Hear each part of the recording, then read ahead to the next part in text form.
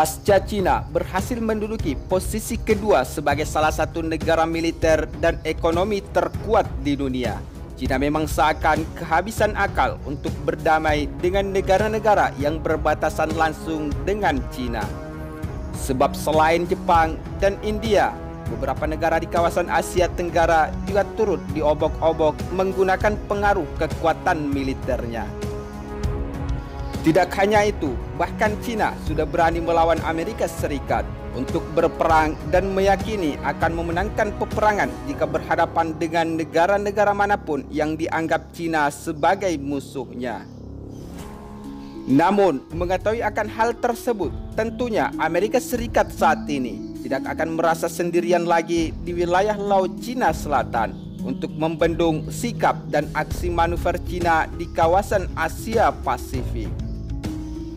Sebab beberapa negara persekongkolan Amerika Serikat dari negara Uni Eropa juga telah ikut bergabung dan membendung pergerakan Cina yang selalu menebarkan api perang dan memperluas klaim sepihaknya atas teritorial atau zona ekonomi eksklusifnya di Laut Cina Selatan. Misalkan saja Inggris, Prancis, dan Jerman sebagai bagian dari negara NATO juga telah ikut menandatangani catatan bersama yang mengecam klaim Cina di wilayah Laut Cina Selatan. Sehingga hal ini akan menjadi sinyal meningkatnya perhatian Eropa dalam sengketa maritim dan militerisasi Cina di pulau-pulau kecil yang didudukinya saat ini. Dengan demikian, bertambahnya negara-negara aliansi atau persekongkolan atas pernyataan-pernyataan dari Amerika Serikat dan Cina untuk mengobarkan api peperangan. Tentunya tidak menuntut kemungkinan akan terjadinya Perang Dunia Ketiga yang dapat mengakibatkan kerusakan dan kehancuran yang maha dahsyat di muka bumi ini sebagai bagian dari kehancuran. Apalagi saat ini aksi manuver dan propaganda yang disertai pengerahan pasukan dan alutsista armada tempur kedua negara di kawasan Indo-Pasifik kian semakin meningkat saat ini. Selain itu, dari ketiga negara tersebut telah bersama-sama mengirim catatan ke Perserikatan Bangsa-Bangsa yang menjadi naungan atau payung perdamaian dunia. Namun, sebelum Inggris, Jerman, dan Prancis mengajukan nota protesnya atas wilayah Laut Cina Selatan, Malaysia, Australia, Indonesia, Vietnam, Filipina, dan Amerika Serikat telah terlebih dahulu melakukan protesnya dan bersiap menghadapi perang Cina di kawasan Indo-Pasifik. Selain itu, Prancis, Jerman, dan Inggris menggarisbawahi pentingnya pelaksanaan kebebasan laut lepas tanpa hambatan, khususnya kebebasan navigasi dan penerbangan serta hak lintas damai yang diabadikan dalam Konvensi Perserikatan Bangsa-Bangsa tentang Hukum Laut, termasuk wilayah Laut Cina Selatan. Kata catatan itu seperti dilansir dari Radio Free Asia pada Jumat 18 September 2020 kemarin. Tidak hanya itu, ketiga negara NATO tersebut juga secara tegas menolak bagian lain dari sikap Cina atas perairan yang disengketakan, seperti yang disebut bahwa pulau-pulau buatan seperti yang dibuat oleh Cina di Laut Cina Selatan melalui reklamasi tanah dan pengerukan pasir tidak dapat menghasilkan hak maritim seperti zona ekonomi eksklusif di bawah hukum UNCLOS tahun 1982. Namun, merasa terdesak dan mengetahui dengan semakin bertambahnya negara yang ikut bergabung untuk membendung pergerakan Cina di wilayah Laut Cina Selatan, Cina kembali melakukan taktik barunya dan mengklaim jika ingin meningkatkan keamanan dan koordinasi strategis dengan Rusia dan negara-negara tetangga lainnya untuk melawan pengaruh Amerika Serikat di kawasan Asia Pasifik. Selain itu, menurut sumber informasi terbaru, ketakutan dan kekhawatiran Cina yang merasa terdesak bahkan memaksa negara-negara sekutunya untuk memilih sebagai bagian dari upaya mereka untuk melancarkan apa yang disebut perang dingin baru, kata Menteri Luar Negeri Cina Wang Yi. Memang tidak bisa dipungkiri jika sikap dan aksi manuver propaganda Cina di wilayah tersebut untuk menentang negara-negara ASEAN dan negara adidaya Amerika Serikat tidak diucapkan oleh China dengan begitu saja. Sebab saat ini dunia memasuki periode turbulence dan perubahan hubungan China dengan Rusia yang kuat memiliki arti yang lebih besar dalam mempertahankan perdamaian dan keamanan regional dan dunia. Bunyi isi kutipan dari Washington Examiner pada Jumat 18 September 2020 kemarin. Di dalam seminar tersebut, diplomat senior Cina itu berbicara setelah tur diplomatik melalui Asia Tengah, Mongolia, dan Rusia, di mana Cina berpartisipasi dalam pertemuan Organisasi Kerjasama Shanghai atau SCO. Selain itu, seruan untuk kerjasama keamanan militer ini merupakan upaya nyata untuk memperkuat salah satu kelemahan utama Cina dalam hal bersaing dengan Amerika Serikat.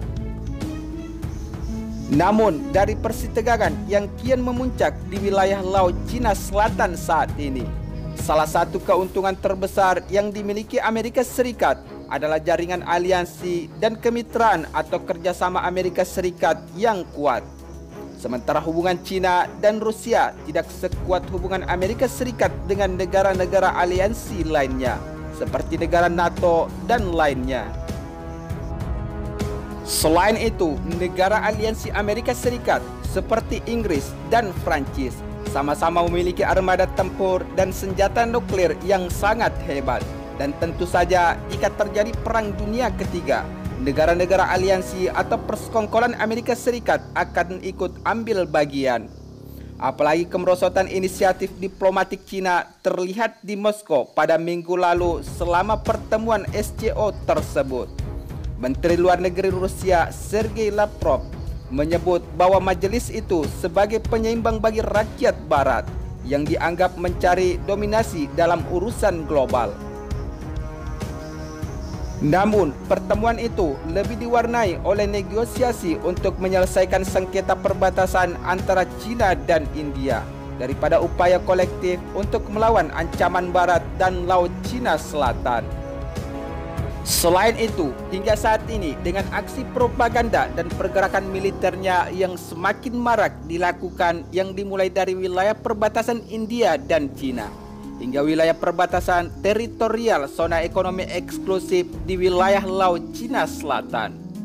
China memang tampaknya sedang menghadapi banyak masalah besar, apalagi negara-negara yang diajaknya untuk berperang bukanlah negara militer kecil.